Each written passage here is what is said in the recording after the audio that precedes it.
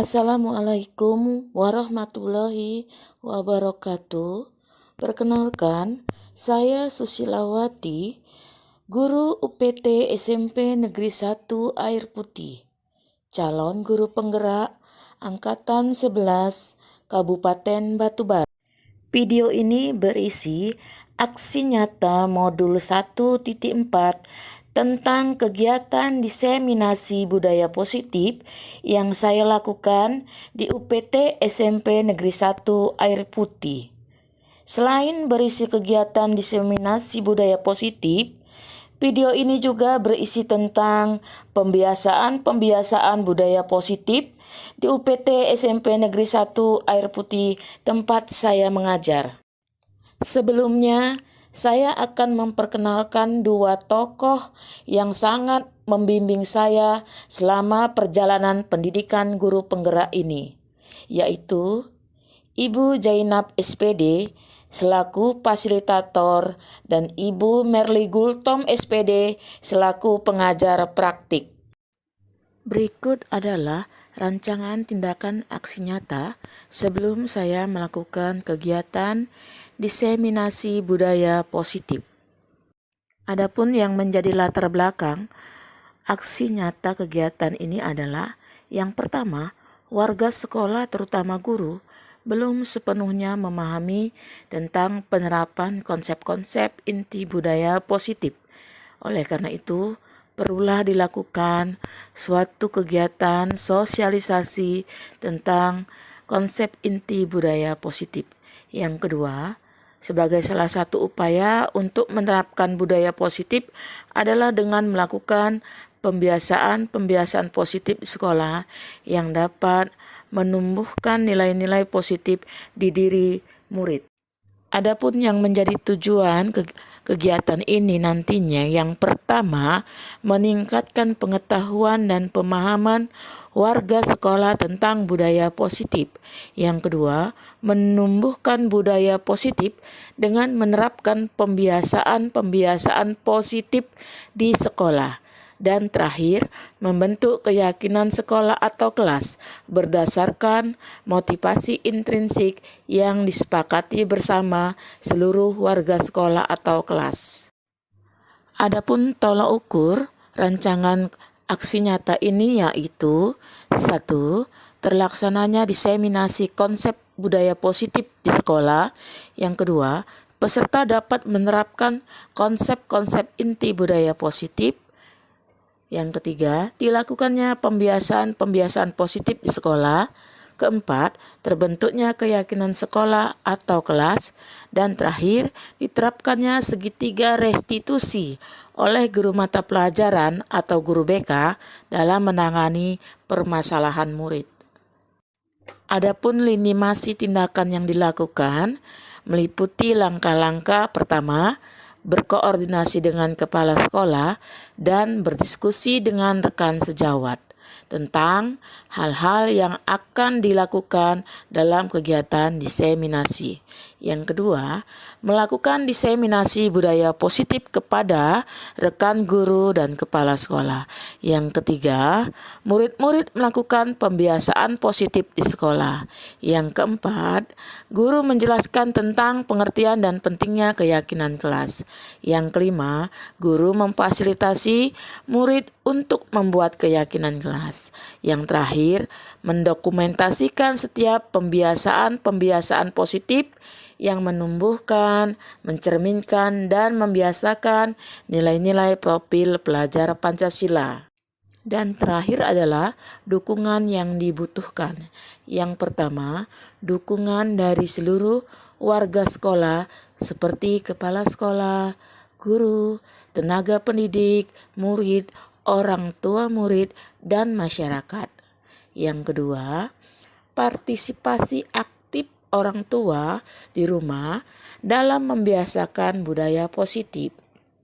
Yang ketiga, dedikasi seluruh warga sekolah sebagai model teladan bagi murid dalam menanamkan budaya positif. Yang terakhir, kolaborasi seluruh warga sekolah dalam menciptakan serta membiasakan budaya positif di sekolah. Adapun tahap awal kegiatan diseminasi budaya positif yang saya lakukan yaitu yang pertama, berkoordinasi dengan kepala sekolah tentang hal-hal yang berkaitan dengan kegiatan yang akan saya lakukan. Kedua, berdiskusi dengan rekan sejawat terkait hal-hal yang sudah dikoordinasikan dengan kepala sekolah. Berikut kegiatan diseminasi budaya positif yang saya lakukan. Selamat menyaksikan. Baiklah, hari ini saya akan membacakan acara yang akan kita laksanakan untuk kegiatan Ibu Susilawati sebagai calon guru penggerak. Yang saya hormati Ibu Kepala UPD SMP Negeri 1 Air Putih, Ibu Wisma Hidayati MPD. Baiklah, saya bacakan urutan acara yang akan kita laksanakan pada hari ini. Pembukaan tadi dari protokol yang sudah saya sampaikan. Kemudian pembacaan doa yang dibawakan oleh Bapak Rizky. Kemudian sambutan dari Kepala UPT SMP Negeri 1 Air Putih, Ibu Lisma Idawati Hidayati MPD. Kemudian pemaparan diseminasi budaya positif oleh Ibu Susilawati, calon guru penggerak angkatan 11, dan penutup.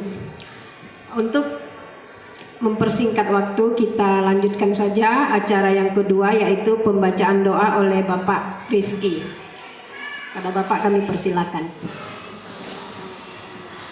أعوذ بالله من الشيطان الرجيم بسم الله الرحمن الرحيم الحمد لله رب العالمين والصلاة والسلام على أشرف الأنبياء والمرسلين وعلى آله وأصحابه أجمعين اللهم اغفر لنا ذنوبنا ولوالدينا وارحمهم كما ربونا صغارا ولجميع المسلمين والمسلمات والمؤمنين والمؤمنات الأحياء منهم والأموات برحمتك يا أرحم الراحمين اللهم اغفر لنا ذنوبنا ولوالدينا وارحمهم كما ربونا صغارا اللهم إني نسألك سلامة في الدين وعافية في الجسد وزيادة في علمي وبركة في رزقي وتوبة قبل الموت ورحمة عند الموت ومغفرة بعد الموت اللهم هون علينا في سكرات الموت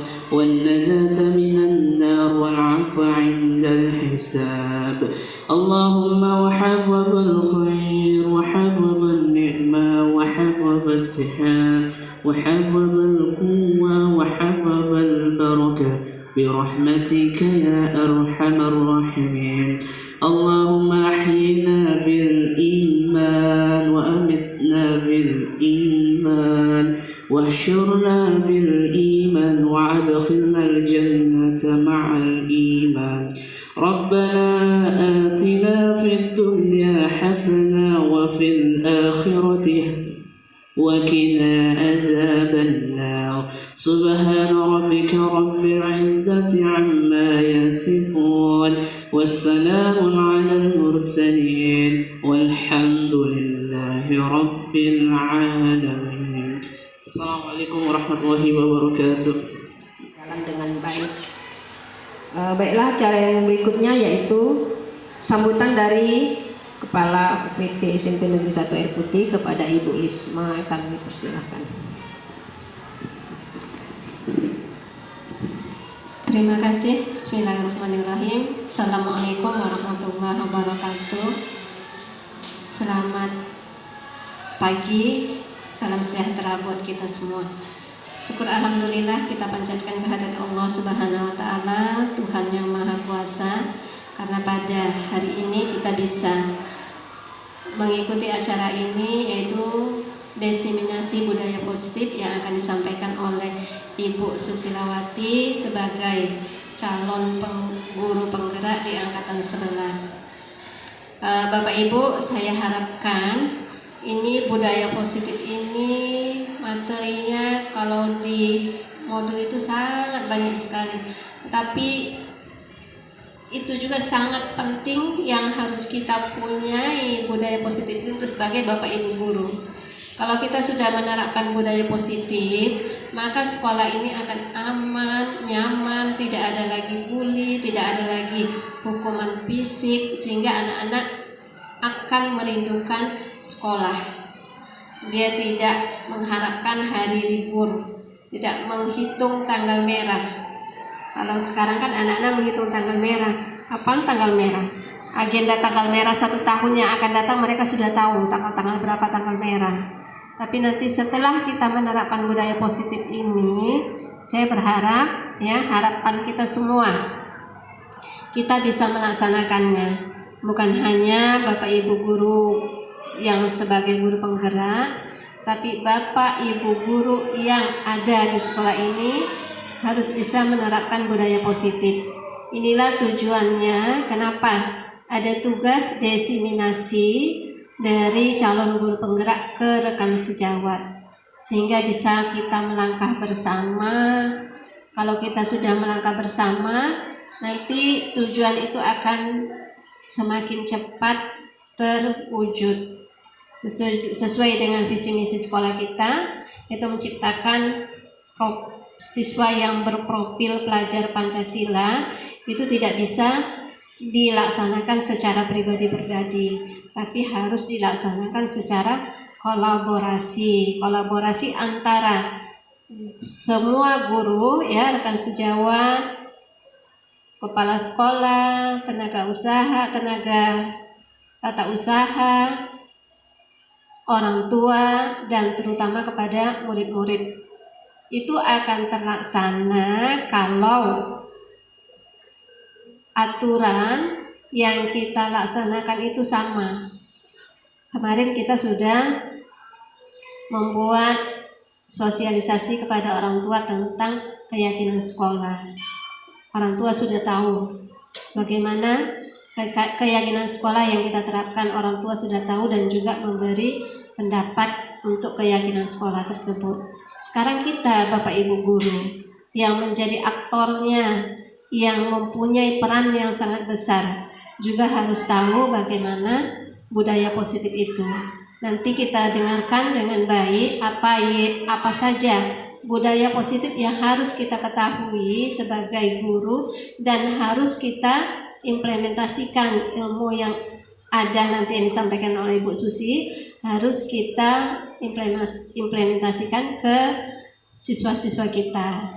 Setelah ini saya harap tidak ada lagi guru yang melaksanakan hukuman fisik kepada anak-anak, guru yang berkata kasar kepada anak-anak, guru yang bersikap tidak selayaknya sebagai guru sesuai dengan kebajikan universal. Nanti semua itu materinya akan disampaikan oleh Ibu Susi. Jadi saya harapkan kita dengar dengan baik dan kita implementasi ilmu yang kita dapat, karena ilmu itu akan bertambah, akan berguna kalau kita amalkan.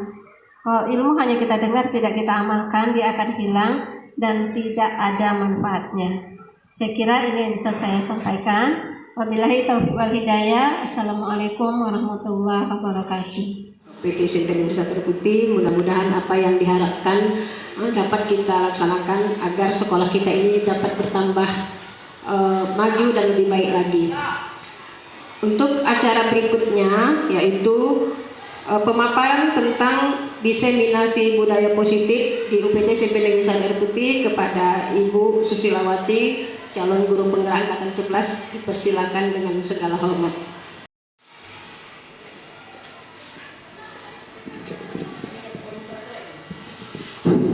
Assalamualaikum warahmatullahi wabarakatuh. Selamat pagi, walaupun menjelang ini siang ya. Kita selalu semangat pagi. Baik, sebelumnya saya ucapkan terima kasih kepada minta tolong ya. Terima kasih kepada Ibu Protokol yang telah memberikan saya waktu yang memang waktu ini adalah untuk saya gitu ya. Terima kasih sebelumnya saya ucapkan kepada Bapak Ibu guru yang berkenan hadir dalam kegiatan diseminasi yang saya lakukan. Baik, lanjut Ibu Rita. Bapak Ibu, budaya positif ya. Kalau kita dengan kata budaya positif kok ini luas sekali. Jadi Bapak Ibu sebagai pengantar bahwa menurut Ki Hajar Dewantara itu pentingnya budaya dan lingkungan positif di sekolah kita ini dan menempatkan murid sebagai fokus yang utama. Berarti tetap pada murid sebagai fokus utama. Bapak Ibu, selain kita mentransfer ilmu ya, sebagai guru kita tidak hanya mentransfer ilmu, tapi juga kewajiban kita yang utama yaitu untuk mendidik karakter dan mengembangkan potensi yang dimiliki oleh murid kita di sekolah ini. Selain transfer ilmu, yang paling utama sebenarnya bahwa kita adalah menuntun ya, mengembangkan karakter dan potensi murid yang ada di sekolah ini. Lanjut kita. Nah, ini tadi yang disampaikan Ibu Kepala Sekolah bahwa ada beberapa hal yang menjadi konsep inti dari budaya positif. Yang pertama, perubahan paradigma belajar. Yang kedua, disiplin positif. Yang ketiga, motivasi perilaku manusia. Yang keempat, kebutuhan dasar manusia. Yang kelima, posisi kontrol sebagai guru. Selanjutnya, keyakinan kelas. Dan terakhir, segitiga restitusi. Mudah-mudahan dari poin 7 ini kita dapat menangkap walaupun sedikit, tapi nanti kita bisa memahaminya Bapak Ibu. Silakan kita lanjut ya. Ini Bapak Ibu yang pertama tentang bagaimana sih kok belajar itu terjadi perubahan gitu. Ya. Yang lalu mungkin kita hanya sekedar bahwa pembelajaran itu tidak difokuskan ya, tidak berpusat pada murid. Semua harus berpusat pada guru. Sentralnya guru. Ternyata kita salah Bapak Ibu. Ya. Dan itu harus terjadi perubahan. Tadi apa fokus utama di sekolah? Murid. Berarti dalam pembelajaran Bapak Ibu harus tetap juga berfokus pada murid. Sentralnya adalah murid dan bukan guru. Ingat ya Bapak Ibu ya, pusat dari pembelajaran adalah murid dan bukan guru. Guru hanya menuntun, membimbing dan mengarahkan. Ini Bapak Ibu, yang paling mendasar dari perubahan paradigma belajar kita udah pasti Pak dengar ini.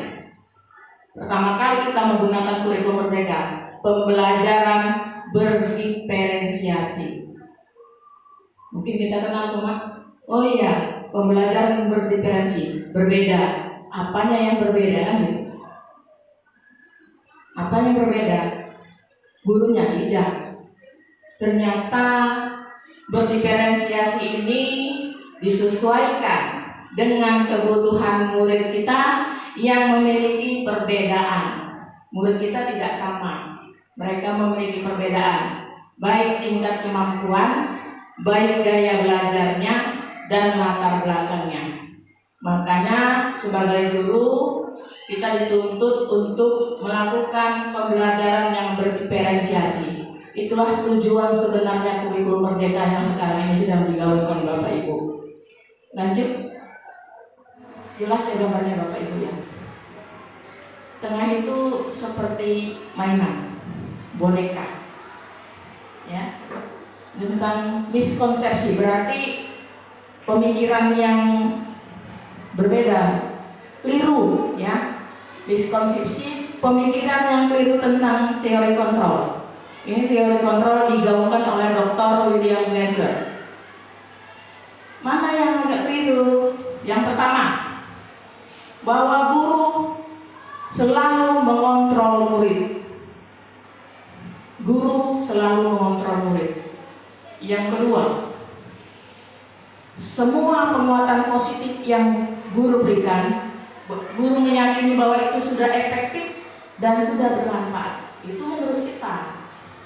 Menurut murid kan kita nggak tahu gitu. Tapi menurut kita bahwa semua penguatan positif yang kita berikan itu sudah efektif dan sudah bermanfaat bagi dia. Kita belum tahu Bapak Ibu. Ini yang keliru ya Bapak Ibu ya. Yang ketiga, kritik dan membuat rasa bersalah mampu menguatkan karakter. Oh, jika murid itu sudah kita tentukan dia bersalah, bagus nih karakternya. Itu menurut guru yang salah ya. Yang keempat, orang dewasa berhak untuk memaksa. Siapa orang dewasa? Kita berhak untuk memaksa murid melakukan apapun yang kita mau. Ini yang keliru ya Bapak Ibu ya. Lanjut. Bapak Ibu, lihat ya, di sini ada 2 kolom. Sebelah kiri mengenai stimulus respon dan sebelah kanan teori kontrol. Kalau kita perhatikan ya, bahwa yang mendapat respon jika diberikan stimulus di sini kenyataannya bahwa kebutuhan manusia itu sama katanya. Kebutuhan manusia semua sama. Ternyata kenyataan yang sebenarnya bahwa kebutuhan manusia itu berbeda. Apalagi antara kita sebagai orang dewasa dan murid sebagai seorang anak gitu. Apakah bisa kita samakan? Ya. Yang selanjutnya, semua orang melihat hal yang sama katanya. Lalu teori kontrolnya mengatakan lain. Setiap orang memiliki gambaran yang berbeda terhadap sesuatu. Ini apa perbedaannya Bapak Ibu? Ya. Yang ketiga, kita mencoba mengubah orang supaya sama dengan kita. Bisa nggak Bapak Ibu? Nggak bisa. Itulah murid. Ya. Kalau teori kontrolnya, kita berusaha memahami pandangan orang lain tentang dunia. Kita nggak memaksa, tapi memahami bahwa orang lain mempunyai pandangan yang berbeda. Selanjutnya Bapak Ibu, yang distimulus respon, perilaku buruk dilihat sebagai suatu kesalahan. Perilaku buruk, ya kita semua pasti menyatakan itu. Kan gitu selama ini kan. Oh, udah salah. Udah buruk itu salah. Misalnya anak membuang sampah sembarangan. Oh, salah itu salah. Ternyata kata teori kontrol, semua perilaku memiliki tujuan. Pasti ada tujuannya.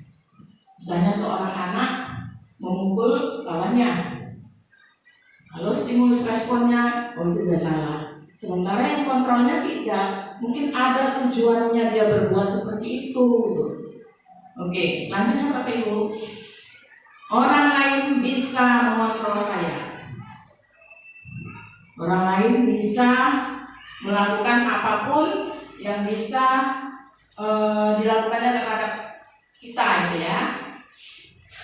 Yang teori kontrol hanya diri kita yang bisa mengontrol kita.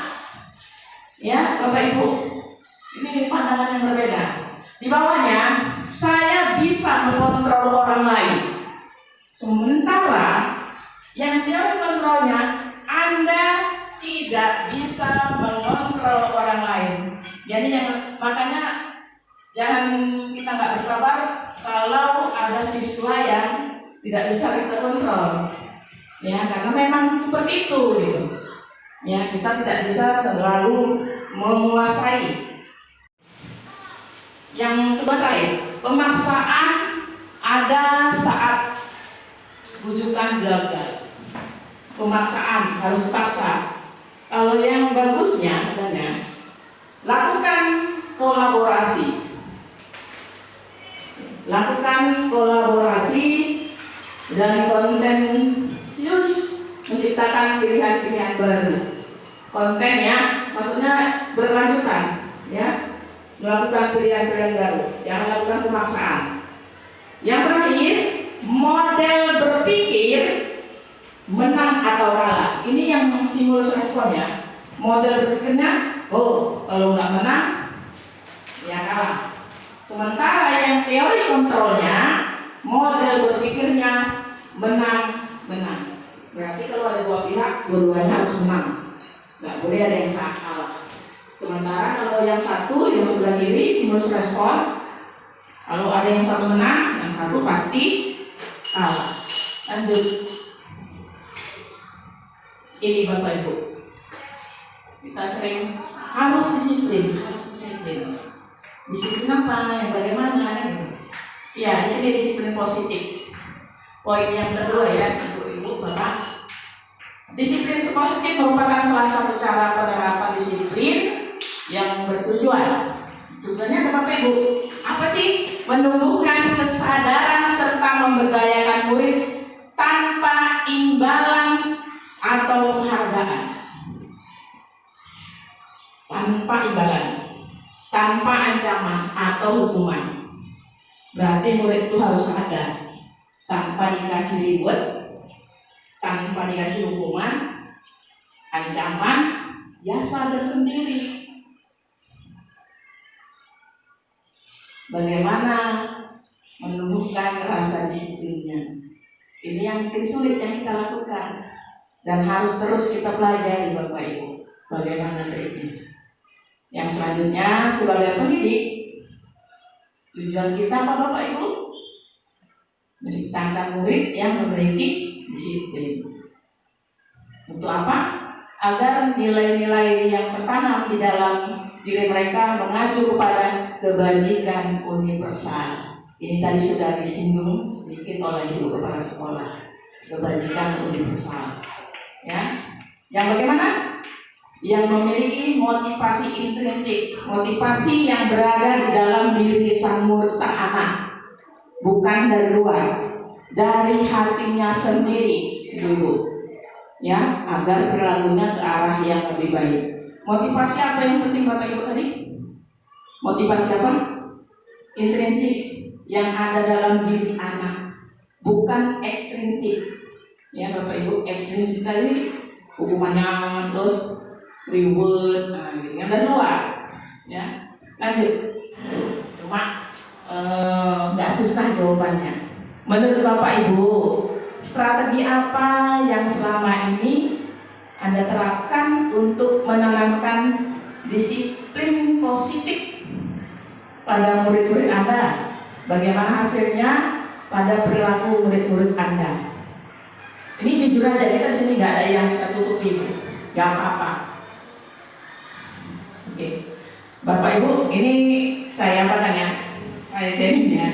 Sewaktu saya belum mengikuti PGP ini, Bapak Ibu mungkin sudah kenal saya gitu. Ya, saya temperamennya agak tinggi. Namun setelah mengikuti pendidikan guru penggerak, masuk dari modul 1.1 udah tersentuh hati saya. Masuk lagi ke titik 1.4 makin lagi. Ternyata selama ini saya juga harus masih banyak belajar sebagai seorang pendidik. Oke. Jadi menurut Bapak Ibu pertanyaannya tadinya, strategi apa yang pernah gitu ya bahasa selama ini ya, yang Ibu terapkan atau Bapak terapkan untuk menanamkan disiplin positif pada murid di sekolah? Bagaimana sih hasilnya pada perilaku mereka? Gitu. Bisa dari guru TK dulu ya. TK.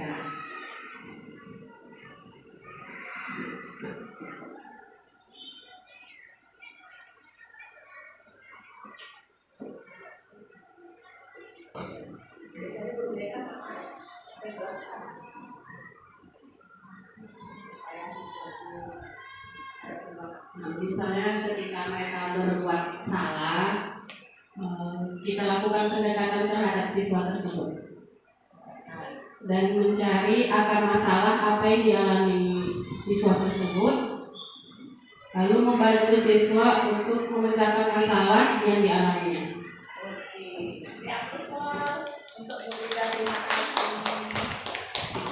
pas sekali jawabannya. Ini guru BK ya, mencari akar dulu, ya, mencari akar apa sih permasalahan yang terjadi sehingga siswa ini atau murid ini dipanggil oleh guru BK gitu ya kan, lalu dicari solusinya. Terima kasih Bu Rida. Ada yang lagi ibu yang lain mungkin selama ini lah gitu, dari guru mapel lah, tadi kan guru BK gitu. Guru mapel.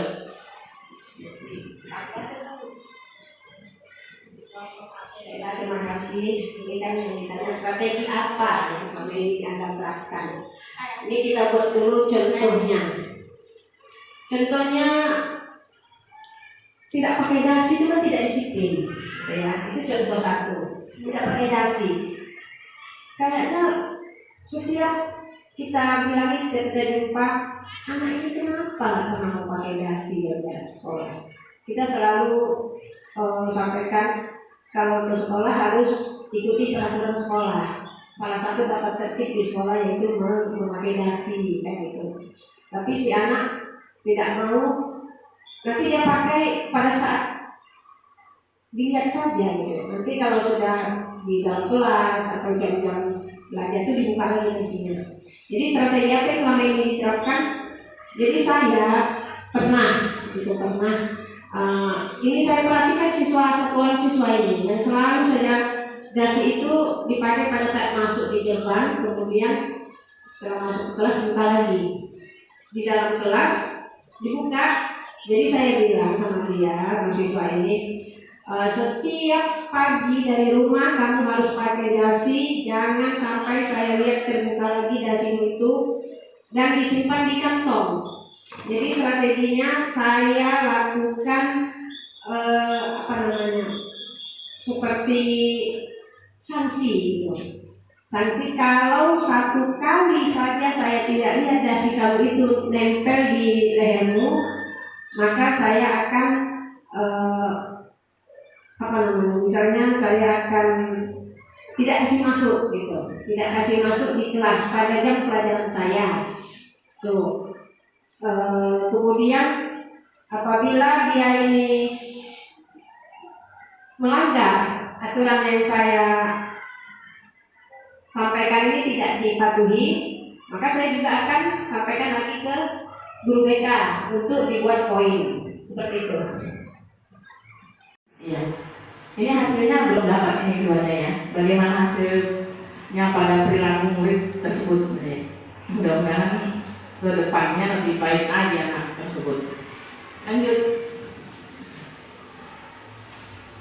Bapak Ibu, ini beberapa contoh nilai-nilai kebajikan universal, nilai yang disepakati bersama, lepas dari suku, agama, bahasa maupun latar belakang. Ini ada 3 poin dan salah satu poin yang saya berikan untuk sebagai contoh ini adalah yang sedang kita gerakan. Apa itu Bapak Ibu? Profil pelajar Pancasila. Ada 6 sebenarnya Bapak Ibu, tapi saya berikan 3 contoh dari IBO Primary Years Program, The 7 Essential Virtues. Dan terakhir Bapak Ibu, inilah yang kita memang lakoni dan tekuni untuk kita bimbing ke anak-anak kita. Apa itu Bapak Ibu?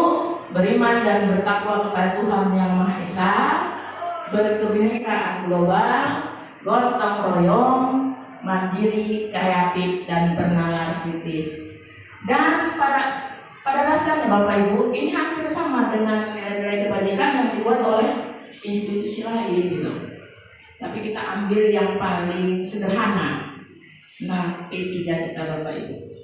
Lanjut. Nah, ini aja ya dulu kita ya. Bapak Ibu, ini saya nggak menguji, cuma mau minta sedikitlah, mana tahu ada pemahaman. Menurut Bapak Ibu, apa nilai kebajikan atau keyakinan? Tadi ada toleransi, ada kesehatan, ada keselamatan misalnya Bapak Ibu ya. Yang ingin diangkat dari peraturan-peraturan berikut. Ada berapa peraturan Bapak Ibu? 3. Yang pertama, menggunakan helm saat mengendarai motor. Itu syarat. Apalagi sekarang ini Bapak Ibu, beberapa hari ini banyak yang kena tilang langsung ya. Membuang sampah pada tempatnya dan dilarang menggunakan kata kasar. Dari ketiga peraturan ini Bapak Ibu, apa sih nilai kebajikan? Misalnya menggunakan dasi saat memakai seragam, itu apa nilai kebajikannya Bapak Ibu? Menurut Bapak Ibu, memakai dasi siswa, apalah? Kalau dia contohnya memakai dasi siswa, membuat anak-anak menjadi lebih rapi, satu, selain disiplin tadi. Dan dasi itu lambang, misalnya nanti suatu saat anak-anak menjadi tumbuh dewasa, dasi itu lambang orang-orang yang berhasil gitu, sukses. Terima kasih Ibu Fri. Jadi singkat aja Bapak Ibu ya. Jadi contohnya menggunakan dasi saat murid memakai seragam. Itu kalau nilai kebajikannya disiplin, ya kan? Kerapian, ya kan Bapak Ibu? Nah, gampang aja jawabannya, nggak usah panjang-panjang ya Bapak Ibu ya. Kalau menggunakan helm saat mengendarai motor itu apalah nilai kebajikan menurut Bapak Ibu?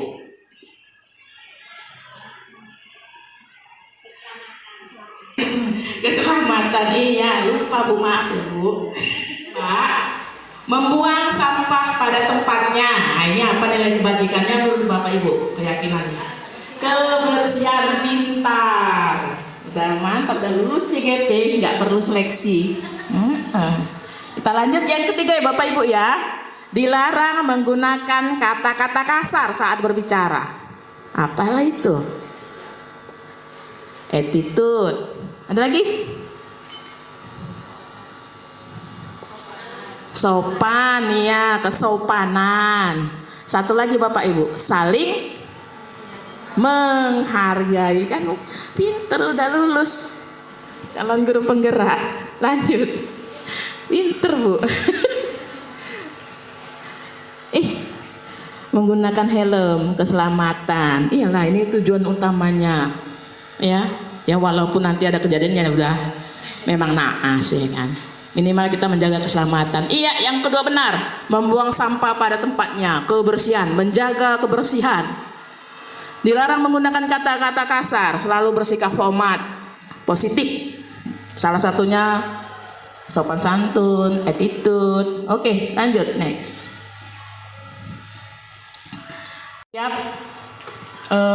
Ada peristiwa yang terjadi, masalah yang dialami murid, berarti itu ada sesuatu ya yang menjadi pokok masalah.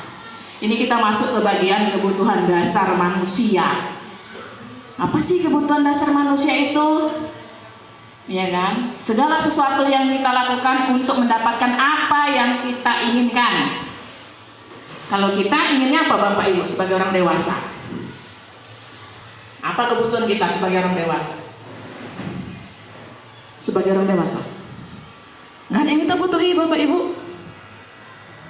Banyak. Iya, seluruh tindakan yang kita lakukan memiliki tujuan tertentu. Begitu juga yang dilakukan oleh murid-murid kita Bapak Ibu. Ya, untuk memenuhi kebutuhan dasarnya dia melakukan sesuatu. Menurut Dr. William Glasser dalam Choice Theory ada 5 kebutuhan dasar manusia. Silakan kita. Apa yang 5 itu Bapak Ibu? Yang pertama, bertahan hidup. Yang kedua, kasih sayang dan cinta. Bisa juga dibalik cinta dan kasih sayang. Bahwa yang ketiga, manusia membutuhkan untuk berkuasa, penguasaan. Manusia butuh untuk bebas. Ya Bapak Ibu. Dan terakhir, manusia butuh untuk rasa senangnya atau kesenangannya. Oke, lanjut. Nah, tadi kan udah diberikan Bapak Ibu. Ada berapa tadi? Pandai 5. Ini siapa yang tahu ya jawabannya ya? Ini rumah ya. Yang pertama dulu. Kesenangan. Jago. Ya, mantap. Yang kedua Bapak Ibu. Iya, sayang. Yang ketiga, kebebasan. Yang keempat, ayo, penguasaan. Bagus. Yang terakhir, bertahan hidup. Udah, besok sertifikat keluar. Next. Jadi ada berapa? Ada 5 ya Bapak Ibu ya. Oh iya. Oke, ini ternyata Bapak Ibu kesenangan, kebutuhan untuk merasa senang. Oh ternyata murid pun butuh semangat. Iya lah. Lalu cinta dan kasih sayang, kebutuhan untuk terima, memberi atau menerima kasih sayang yang apa itu?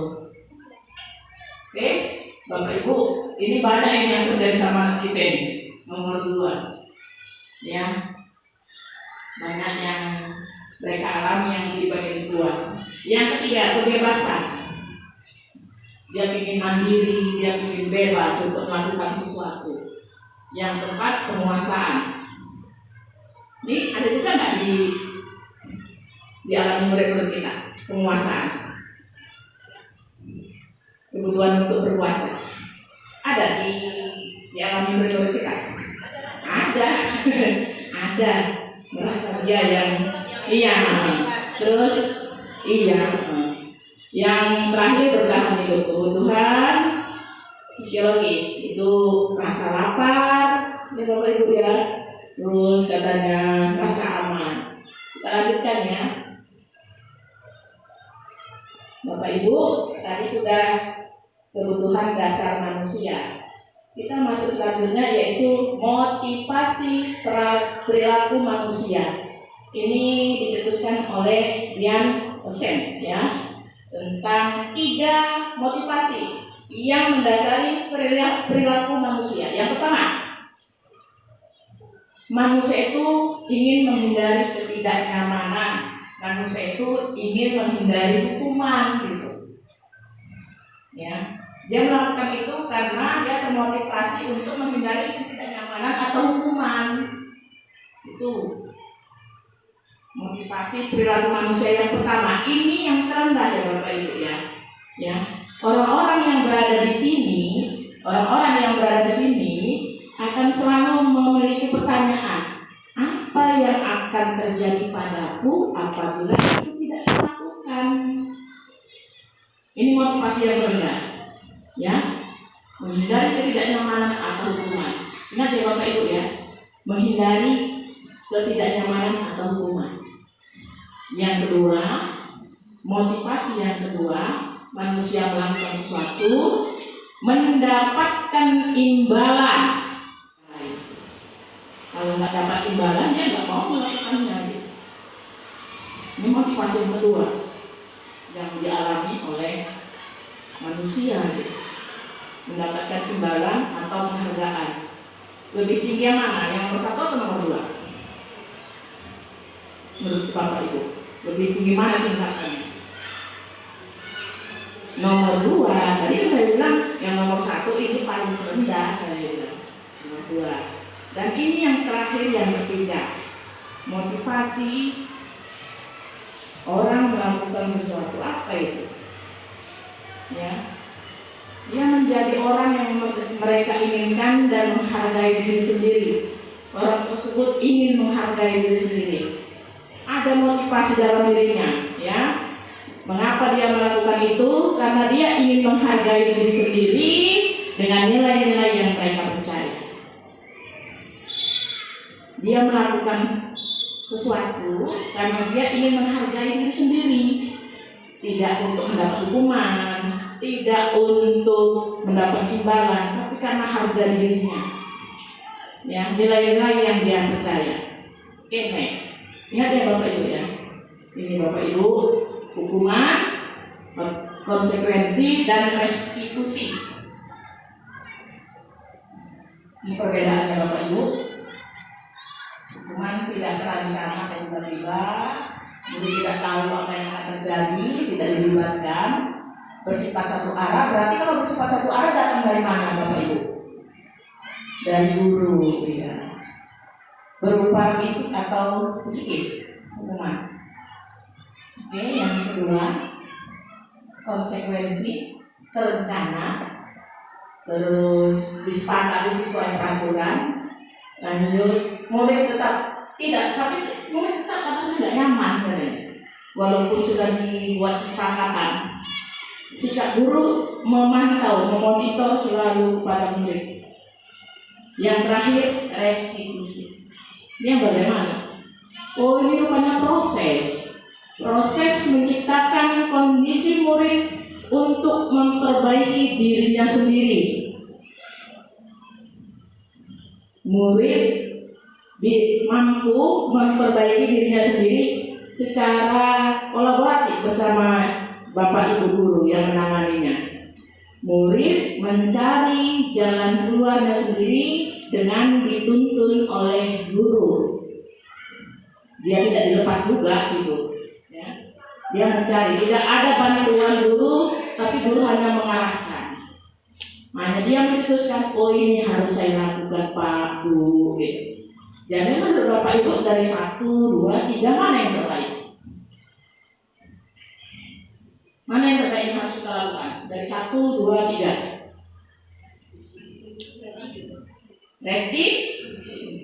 Restitusi. Yang nomor 2 kita lakukan nggak?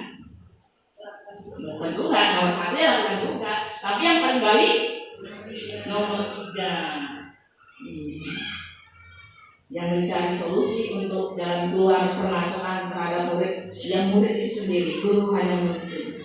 Depannya Bapak Ibu ya, hukuman, konsekuensi, restitusi. Yang terbaik yang kita lakukan adalah restitusi ya Bapak Ibu. Kita lanjut.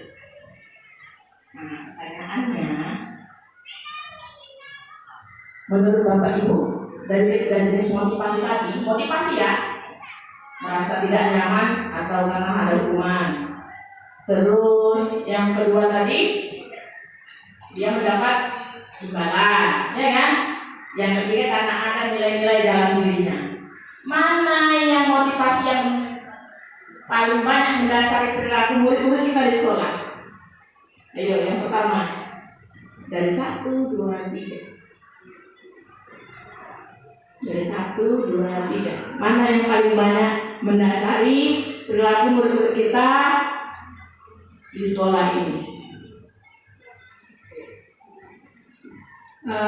Menurut saya Bu, yang paling mendasari anak-anak kita di sekolah ini itu ialah poin yang nomor 1, yaitu hukuman. Jadi mereka biasanya melakukan sesuatu atas dasar takut dihukum. Jadi bukan dari hatinya, tapi karena takut dihukum oleh gurunya. Seperti itu. Terima kasih. Lulus. Ya Bapak Ibu, nggak semua siswa ini karena motivasinya yang poin 1 ya, pasti ada yang poin 3 menghargai nilai-nilai yang diyakininya. Memang dia nggak mau terlambat gitu ya, nggak semua siswa. Oke, yang nomor 2, menurut Bapak Ibu motivasi mana yang paling baik? Yang mana? 3. Iya, berasal dari nilai-nilai keyakinan dia, nilai-nilai yang diyakini yang menjadi harga dirinya gitu. Itu yang mau kita bisa wujudkan dari murid-murid kita ya Bapak Ibu ya. Lanjut. Nah ini kita ya Bapak Ibu ya, ini penting ini. 5 posisi kontrol dulu. Sebagai apa? Karena ternyata kita selama ini ada 5 adanya. Yang pertama sebagai penghukum, yang kedua sebagai teman, yang ketiga pembuat rasa bersalah, yang 4 pemantau, dan terakhir posisi kita sebagai manajer ya. Manajer itu ya. Bukan jabatannya Bu, bukan jabatannya. Kita istilahnya bertindak sebagai ya kedudukannya bagaimana di perusahaan ini. Bapak Ibu, ini contoh-contoh penerapannya.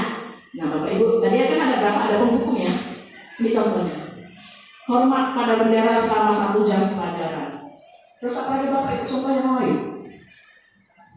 Lari 10 kali lapangan. Oh, ada satu lapangan tak sanggup. Apa lagi Bapak itu? Hukuman. Berdiri, oh iya, membersihkan halaman. Berapa meter ini halaman kita? Jadi sebenarnya nggak apa-apa Bu. Berkali-kali nggak apa-apa. Itu namanya ada konsekuensi gitu. Nggak bisa juga maaf ya Bu Pala ya. Ini Bapak Ibu pembuat rasa bersalah. Ini ada kalimatnya. Berapa kali ibu memberitahumu, kamu selalu mengecewakan ibu saja, tidak ada perubahan dalam diri kamu. Itulah itu kalimat. Seperti itulah kalimatnya ya. Membuat murid kok bersalah aku ya sama ibu ini ya. Bisa nggak Bapak atau ibu buat kalimat yang lain?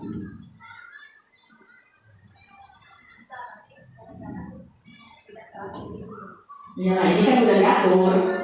Iya, coba. Misalnya nih Bu ya, Sugiono anak saya. Anak saya ini memang luar biasa ya.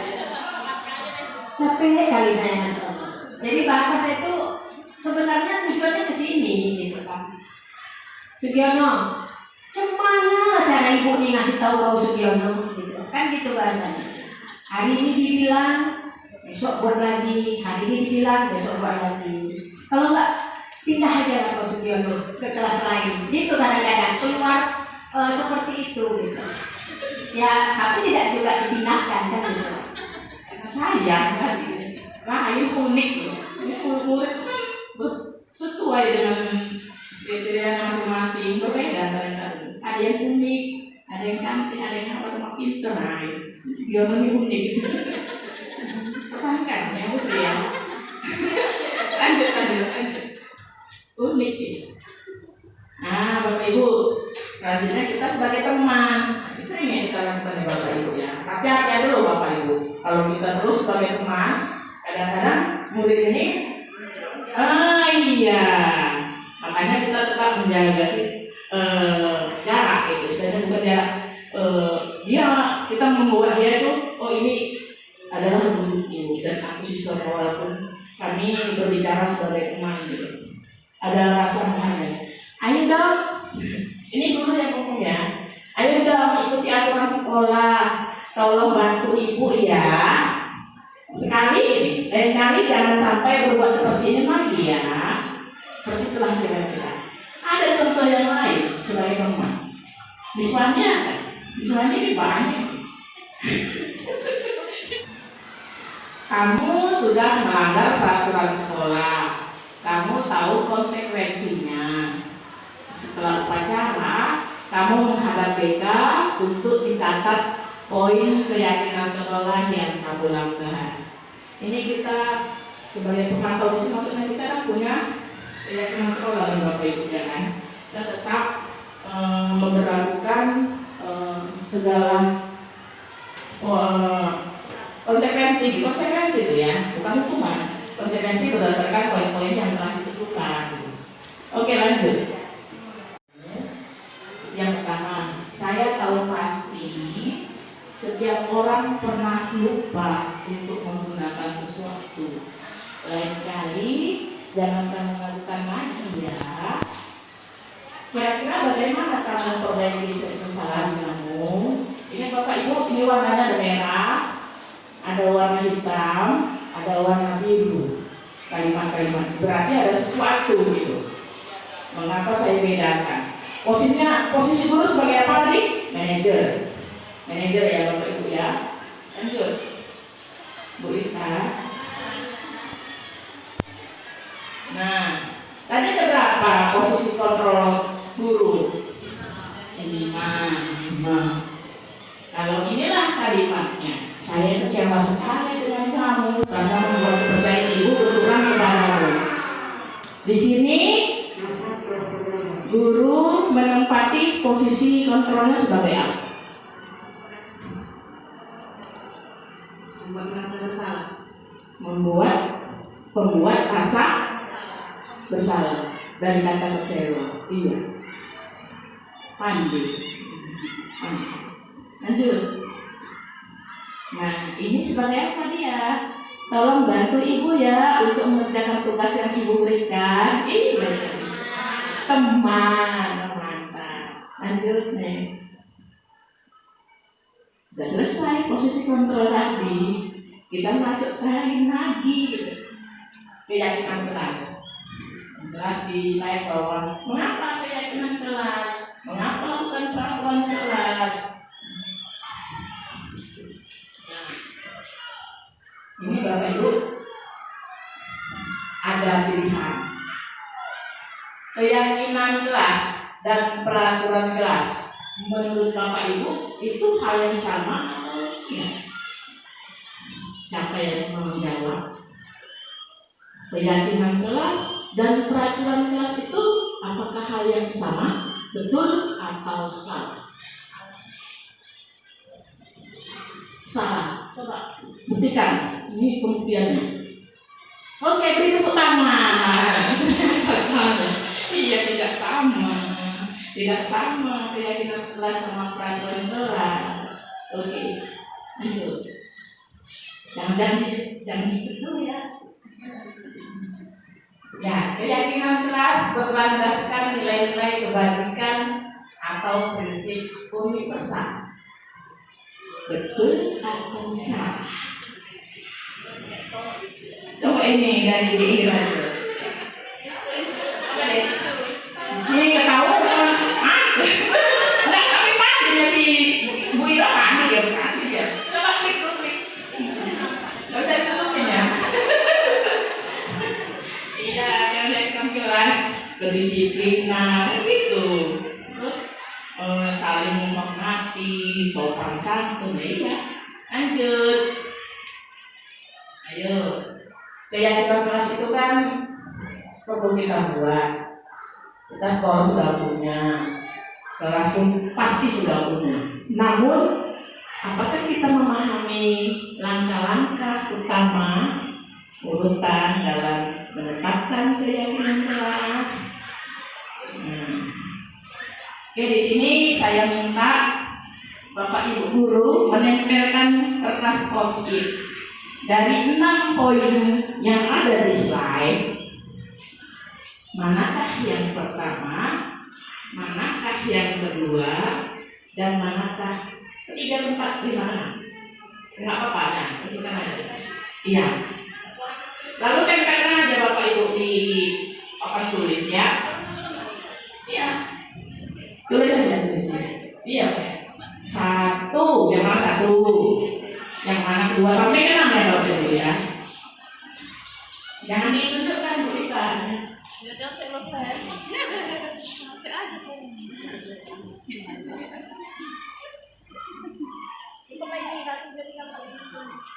Ini proses kita menetapkan keyakinan.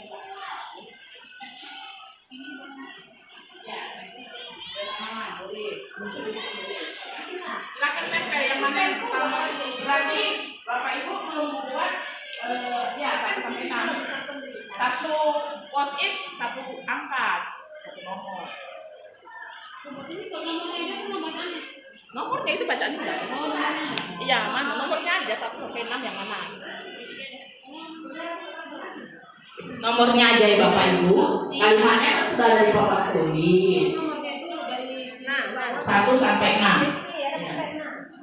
Ingat ya 3 betul.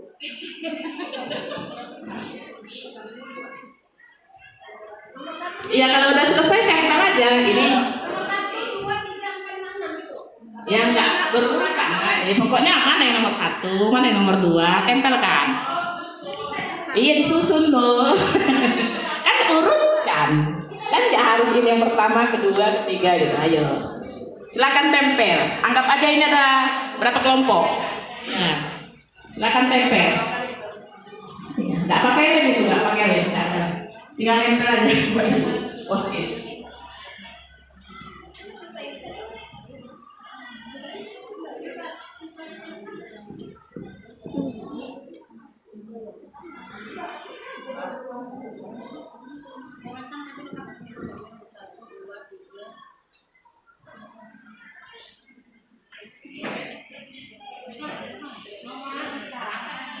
yang ketiga, bisa nomor 1 dan yang ketiga tuh. Satu, bisa lah, angka aja, warna aja.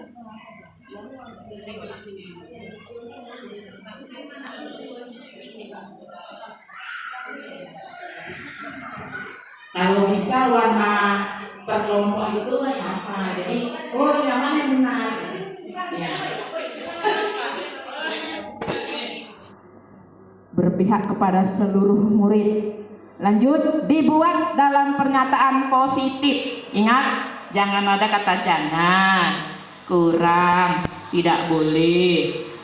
Lanjut, sesuai dengan kondisi kelas kita masing-masing. Terakhir, semua warga kelas dilibatkan. Ingat Bapak Ibu, dilibatkan, bukan kita yang buat keyakinan kelas.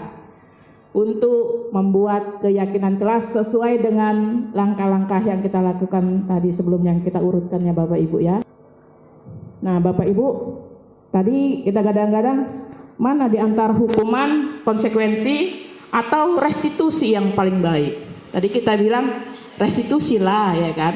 Ini Bapak Ibu ada segitiga restitusi, suatu proses dialog yang dijalankan guru. Untuk apa? Untuk menghasilkan murid yang mandiri dan bertanggung jawab. Berarti kita berdialog Bapak Ibu, berbicara, berkomunikasi. Dengan siapa? Dengan murid. Oke, ada 3 tahapan. Yang pertama, menstabilkan identitas.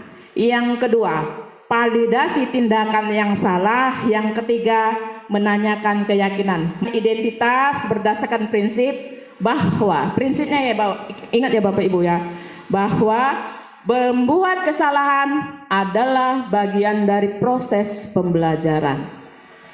Membuat kesalahan adalah proses pembelajaran. Menstabilkan identitas. Ada beberapa contoh kalimatnya. Ini Bapak Ibu. Ibu tidak mau mencari kesalahan, tapi ibu ingin mencari solusi dari permasalahan ini. Itu yang pertama. Ini menstabilkan identitas ya Bapak Ibu ya.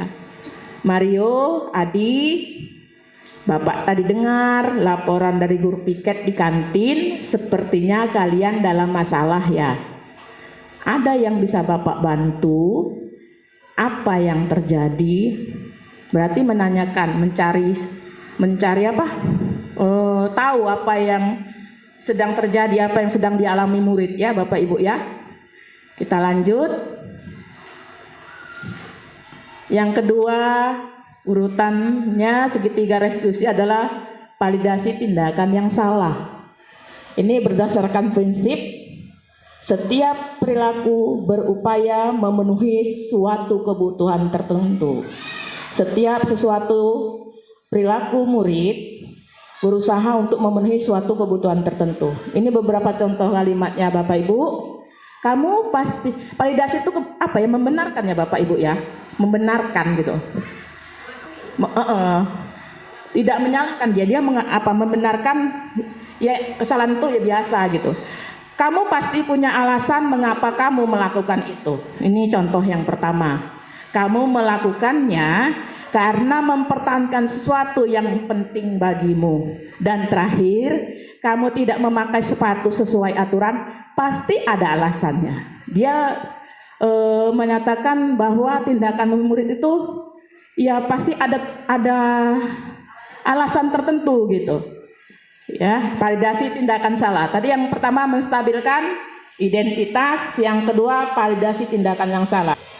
Ini yang terakhir Bapak Ibu, menanyakan keyakinan. Berdasarkan prinsip teori kontrol bahwa pada dasarnya kita termotivasi secara intrinsik, bahwasanya murid ya termotivasi untuk berbuat berdasarkan dirinya sendiri gitu. Ini ingat ada kalimatnya Bapak Ibu. Kamu masih ingat keyakinan kelas kita? Kamu ingin menjadi orang seperti apa? Dan terakhir, kira-kira apa yang kamu lakukan agar tidak terlambat datang ke sekolah? Kira-kira seperti kalimatnya Bapak Ibu, untuk menanyakan keyakinan. Ada berapa tadi tahapan segitiga restitusi Bapak Ibu? 3.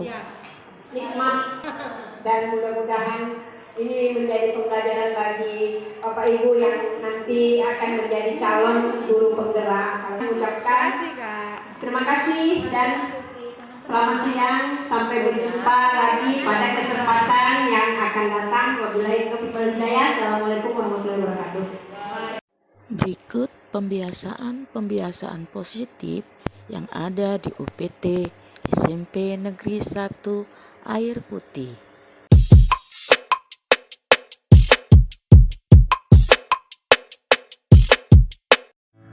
Tiap hari begini, bangun pagi lagi, pergi dan pulang sore hari.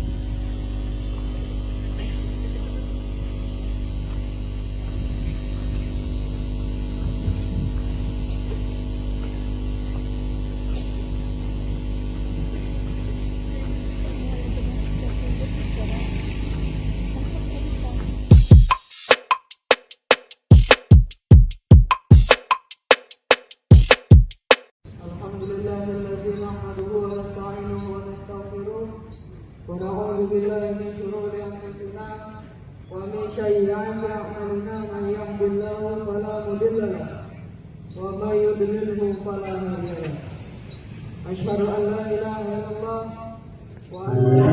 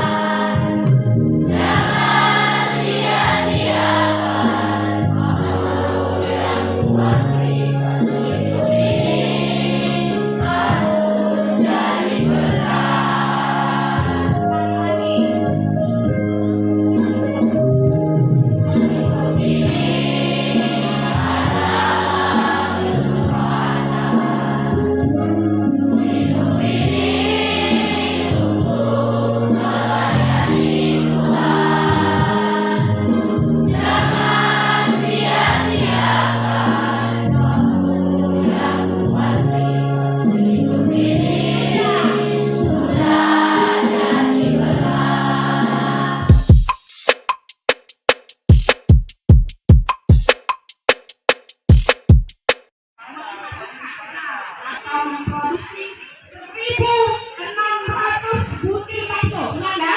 Berapa? 1.600 bakso. Satu porsi bakso isinya 8. Porsi berapa tadi? Oke. Jadi pertanyaannya, berapa porsi bakso yang dapat dijual bersama dalam satu hari?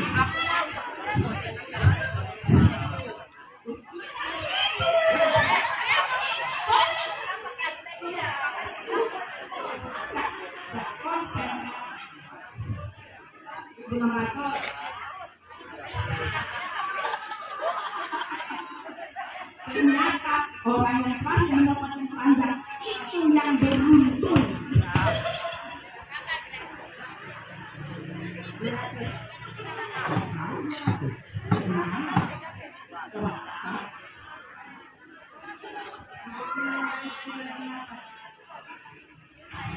Itu 600 dibagi 8. Benar bukan sih? Jawabannya 200. Benar ya?